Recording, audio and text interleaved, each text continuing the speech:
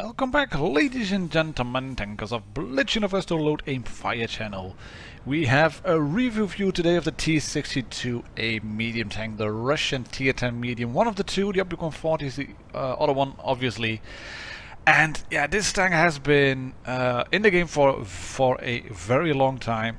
It has been nerfed, it has been rebalanced, and it has received some massive buffs in update 4.2. And as noted by other YouTubers, those buffs were fairly puzzling, but hey oh, they are here. We're not going to complain about that. But this is a very, very strong tank. It has good terrain resistance. It just moves around really, really nicely. Good gun on it, really strong frontal turret armor on it, not those big hatches that the Oblique 140 has on the top. So that is a plus, and the biggest drawback on the tank is the slight, and I do stress slight lack of alpha compared to some of the other Tier 10 mediums, and the very much lack of gun depression. But then again, it's a Russian tank and you have to have at least some weaknesses.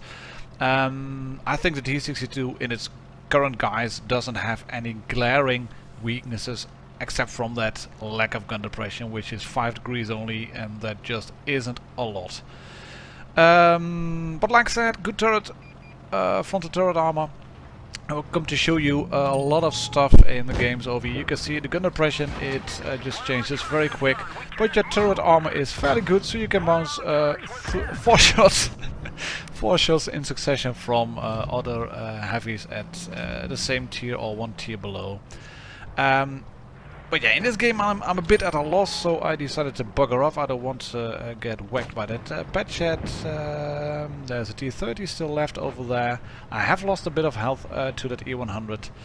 And yeah, most of the reds, the game is still not laid out yet. You do have a good tank. It is quick, it's mobile, you can get around the battlefield just so easily, and that's what I'm doing now. I'm being a bit of a shepherd. I have 4 games for you today. This one on Oasis Palms, one on HIMMELSDORF, Black GOLDVILLE, and we're going to end on Vineyards with and I do admit it straight up front, a very cheeky ace game, which didn't feel like an ace game like at all.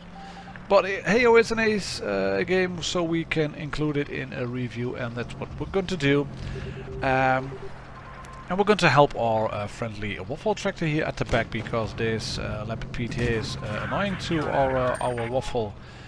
So we decided to roll in. You can see what we're doing here. We can bounce this shot because we have our front of the tank angled, and you can see what I was doing over there as I was face hugging that PTA, putting that frontal armor of the turret straight into his face, and also putting my front plate at an angle. There are going to be numerous shots today in this video where I will show you how to do that. If you want to have a quick tutorial on that, please do look up our T-54 review. It's an older one, but still a viable one, I think, because in that one I show you just how to play the T-54, use the terrain, and you can see I'm using terrain here with the T-62 as well, because by and large it's the same type of tank, it's the same type of turret mobility gun, etc, etc. You can see it's low slung as well. You can work around the gun depression a bit if you shoot over your shoulders, which I also show on the T-54 review. We do take a hit from the back, I don't know which one it was, but we do take a hit, and for now I don't really mind. But we now kill the T-30, drive back into cover. There's a T-54E1. I don't want to fight it off against him, I don't want to fight it off against the T-54 full health.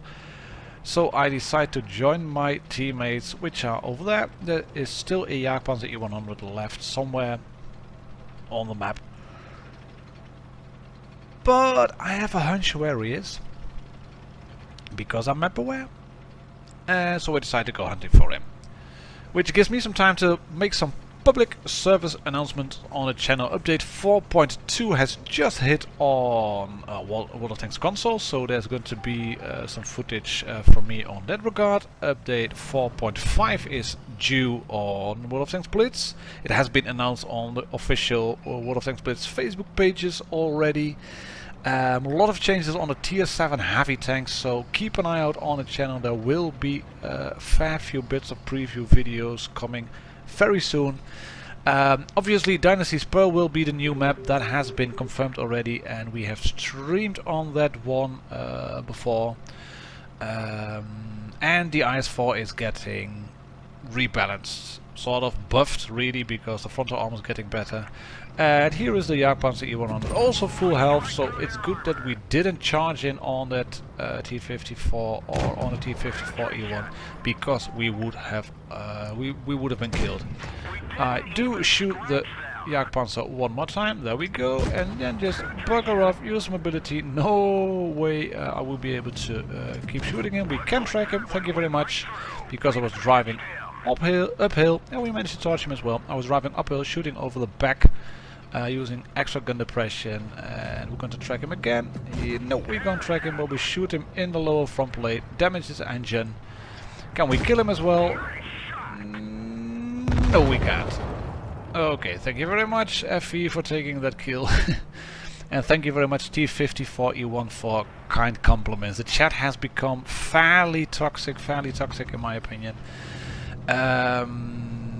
But I like the fact that 54E1 decided to compliment me, even though I was on the red team. So big thumbs up to you and a shout out, mate. Thank you for doing that on a video. You have some YouTube fame now, I think.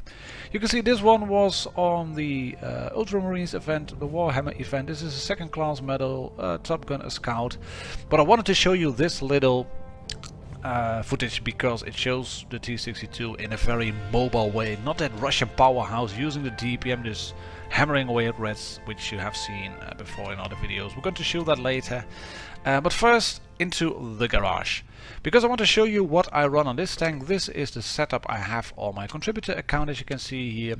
Basic stuff on the consumables and provisions, and ammo. I might not need 15 heat rounds, but then again, I haven't had any games where I had to fire more than, say, 30 shots, so 30 APC are just fine. These are my equipment, is my equipment loadout, improved optics over there, gun loading drive, assembly, improved control, vertical stabilizers. We have the toolbox and the consumable delivery system. And you could go perhaps for the calibrated shells. And why that would be a good choice, I'm going to show you just now in the stats and numbers. And taking a look at those stats and numbers, you can see I have the T-62 lined out against the E50, the Leopard, and all the other tier 10 mediums here. And yes, I know I have the calibrated shells selected for the T-62, and I know I have the rammer selected for the E50, the Leopard STB, the FV, and the M48A1 pattern.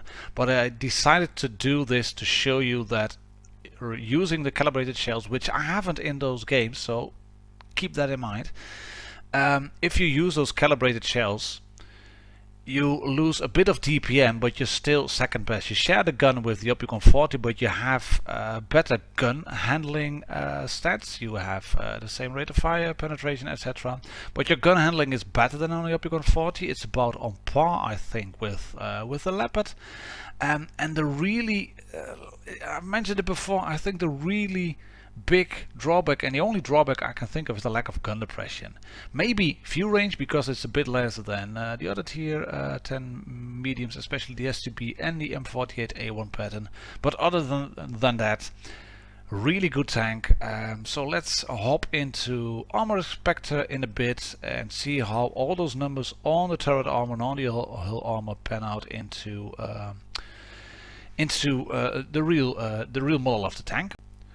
So here we have it, the T-62 and Armor Inspector. We're going to take a quick look at it from the perspective of the German Leopard 1. And you can see the front plate at flat ground. It's easily panned. The turret not so much. You have the weak spots on the left and the right side of the gun. On the cupola, as you can see.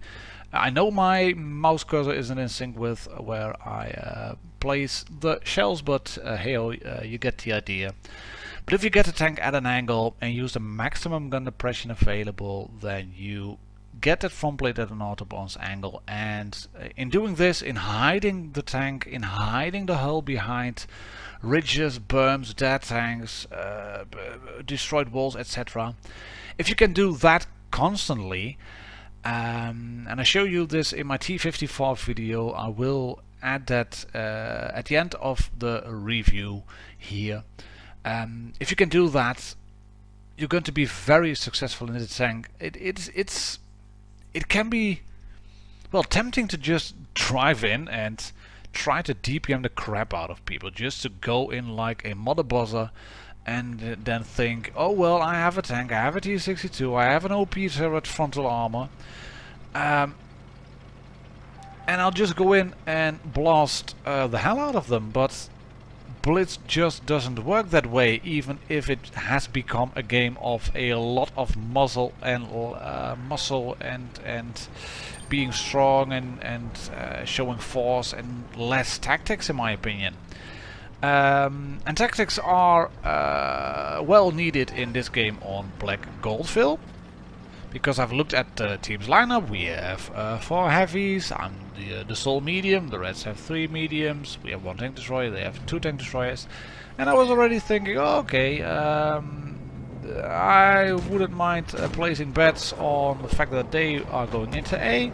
So we rush in on this grill, we are side hugging him, he can't turn around to let his gun hit us, and we can take him on, no problem whatsoever. We've captured B, we're going into C, we have a, as you can see, numerical advantage over there. Not in terms of hit points, but in terms of tanks. Our T-57 was looking our way as well, so as I was thinking, oh, okay, he's coming over there as well together with me, that's good, that's 1200 damage in the clip, and I have 3k DPM. We can take out this E100 and that IS-7, no problem whatsoever.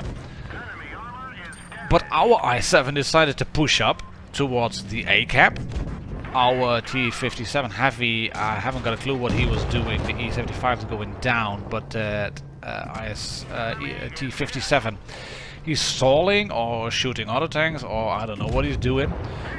We are a bit unlucky with the RNG on that E100 because we can't kill him. We lose our IS-7, but we have 2 bases captured. You can see what I'm trying to do now here, get a shot on my turret to save our grill. Unfortunately, it doesn't work out because our grill is going to get killed over here. And now I suddenly notice that I'm just saying that IS-7, we have a bit of a problem. I want to survive as long as possible, so I'm trying to use that IS-7 as cover from the T-54. I bounce a shot on my turret. I will dodge another shot from the 54 there. There we go. There's no way I will be able to bounce this shot because we have to drive through those fences. I could have bumped into him and face hug him. But then again, we could still take him out fairly comfortably. But the T-57 decides to rush in, get stuck, and then get killed. And there he goes by that E-50M. And we have to face 4 tanks on our own now. And that's not a really ideal situation if there's an Object 268 and a T-62 on the red team. And an E-50M still left over there. But you can see we are still holding out. I'm side scraping, I'm angling, I'm wiggling. We are catching a shot. There we go. Ka-ching! On our tracks, thank you very much. And we do manage to kill this T-54 eventually. There we go. Going to kill him. Bounce a shot on our ass from the E-50M. Can put 1 more into this T-62A. But eventually we die. And yeah, we lose the game in doing 4k damage. And upon rewatching it, I figured out what happened because we didn't get the support at base C I was expecting. So I would have been better off if I had gone into A and supported IS-7, or I don't know, whatever. We lost the game, but you can see it is, well, fairly easy to do 3 to 4k damage in the tank as long as you don't go in guns blazing YOLO mode Rambo style, and if you save your hit points for a bit. And well, saving our hit points is just what we are going to do here on Himmelsdorf. We can shoot this Type 61, thank you very much. You can see this is a position that is very good for a T-62A. You can see it over here. We can put a shot into him, we bounce one on our tracks or on a turret. We can barely see through the scope. This Type 61 is side scraping as well, so that one bounces off, but you can see I'm giving him nothing to shoot at. I don't really want to get hit by that E100. I'm making it look like I'm popping out. Just looking at him. No shot available. Bugger off. Go in. Back into cover. There's no one at my back. I know that. I've watched the minimap. So I put a sneaky shot through the train racks into the grill. And that's a good shot, because that one is going to be very important in the end game. And it's a 1 versus 0 now, and we are seemingly winning the trains area. But I've noticed a leopard PTA, so I decide to go away because I'm realizing we have to kill the Batchet. The T9 Batchet is over here somewhere. He has a clip of 3 shots, and he could easily take out some of our bigger guns over here. We have a tank destroyer over there. We track him, we bump into him, switch to HE into his turret. There we go, killed him. Thank you very much. Turn on the spot. And we are going to take a look at what is on offer. There's a waffle over there. We can shoot him. Thank you very much. But now we have to really save our hit points, because they have still a grill left. You can see from the hit points of our team a fair few one-shots. We have tanks in advantage, but not hit points, and there's a leopard PTA at full health. And yes, it is a leopard PTA, which isn't a tank with a really high rate of fire, but it can shoot any tank which we have available at the moment fairly comfortably with APCR. So he has to go down. This tank, this T9 medium, has to go down before any of our tanks go down. But unfortunately, we lose the waffle. We can knock this PTA. And again, I'm looking at the lineup. 54 E1 is down. Can we shoot you, grill? No, we can't. Are you going to pop out? No, you don't. Okay, then we have to take care of the waffle on our left. There we go. Shoot him once. We can catch one shot. Even sustain the damage. I would have wanted him to shoot only, say, the 640 LV he has on that gun, but I know the reload on the gun. I know I'm far quicker, so I switch back to APCR. I have my what is the multi-repair pack still there. I have still a friendly tank with me, but all 3 tanks at the moment are one shot. Luckily we have adrenaline as well. My camo has been reset, and I have a general idea of where that grill is now. Yes, he is a one-shot, I know. Thank you for pointing that out. But I don't know where he is. I'm spotted, so I'm dipping in over here. Is he looking at me? Ooh, take my time. Crap, he wasn't looking at me. If I had gone straight away into him, I would have been able to shoot him. Can I shoot him now? No. Ooh, what's happening? Ooh, he has gone off the radar fairly quicker than I expected, which sort of leads me to believe that this is an experienced player with the full cruise kill loadout set over there. If he pops out over there, I can shoot him because he has a remounted gun. If he pops out on my back, I'll probably spot him just a bit earlier, which I do. And this is a stalemate now. So we just sit here and relax and pour ourselves a little cornet beer, oaked. Really nice Belgian beer, by the way. Strong blonde Belgian beer, oaked. If you can get a cornet at your local store, do get one. Fufu will approve of that. Great beer to have. Right, one more reason why I'm thinking this little grill is an experienced player, because I am trying over here to shoot the top of his gun shield, and he seems to realize it and he's backing off. And I can shoot him now. I'm not moving in, no, I'm buggering off. I'm going to make him think now, also by turning my complete hull away, is that I'm buggering off. But then I'm not. I'm just going to sit here and predict he will pop up on the right. There he is. Hello. Goodbye. And we win the game. Shake your hands at the end of this one. because I like this game. It was completely different to the one at Black GOLDVILLE. It was completely different to the one at Oasis Palms. Yes, a lot of DPM added into it, but some tactical thinking involved as well. So yeah, that leads us into the 8th game. And like said, I do apologize up front. This is, well, my most cheeky ace ever. Like not just from recently, like ever. I'm trying to reset the A cap over here. That one bounces. You can see you can see the shell tracer fly off. But this, I mean, in terms of damage, it's less than the last game. We do get an ace on this game because we are looking at the map and we're making smart decisions again. I have spotted 2 tanks in the I-7 and E-75. I know there's an E-100 over there, and there is, and they also have a MOS, the red team. That means all 3 tanks are spotted over there. T-54 spotted, T-62 spotted. And they have a batchat available. We have 2 big tank destroyers over there. A grill with the new legendary camo Troublemaker. And the Jagdpanzer E-100. And if we don't clear up this flank, then we will lose the game. No questions asked. But having a T-62 in a situation like this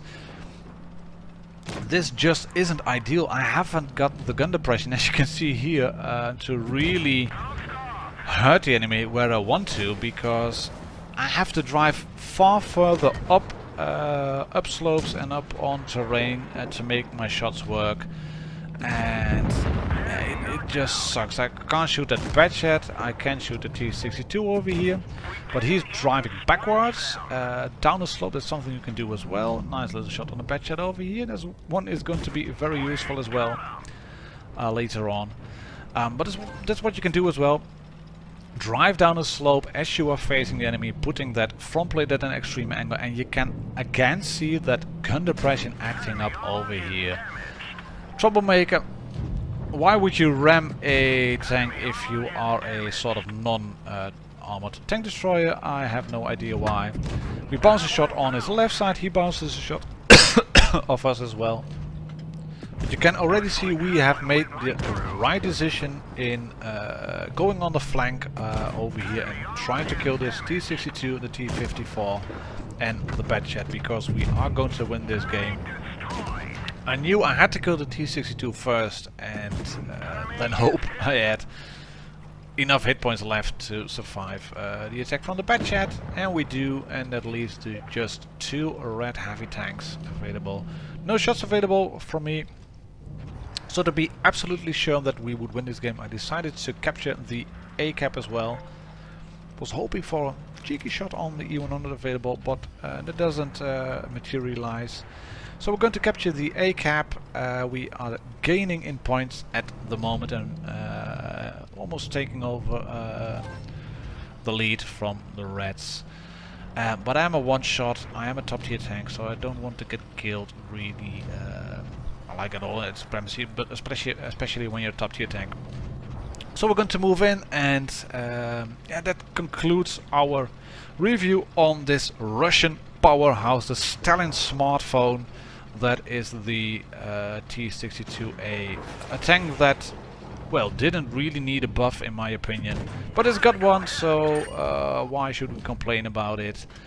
It's 3k DPM without a rammer. It is really good penetration numbers with calibrated shells without losing a lot of DPM. You still have 3k DPM if you use the calibrated shells. You have a good gun.